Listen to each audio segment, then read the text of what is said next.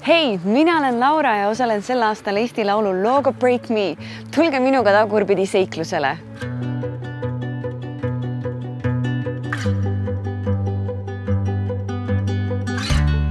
Sel aastal on mul äärmiselt hea meel Eesti Laulul astuda üles looga Break Me, mille kirjutasin koostöös Soome väga head heliloojatega. Lugu on justkui tagurpidi maja. Sa astud uksest sisse, vaatad, tegelikult kõik on absoluutselt korras. Pliit on õige koha peal, külmkapp justkui õige koha peal, aga tegelikult miski on valesti, nii nagu võib-olla paljudel meie südametes. Seal on miski väike lõhe sees. Nagu Leonard Cohen on öelnud, siis need praod meie südametesse tekivad sellepärast, et valgus pääseks sisse.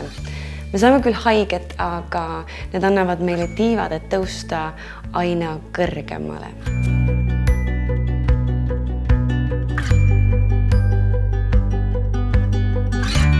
Mul on ääretult hea meel olla Eesti Laulul juba 6. korda ja seekord on eriline, sest ma olen siin enda kirjutatud muusikaga ja see tulemine on äge, uus ja värske. Ning tuletage meelde, mis Laura ütles peale Veronat, et ta ilmselt Eesti Laulule enam tagasi ei tule. Aga näete, siin ma olen ja söön enda sõnu.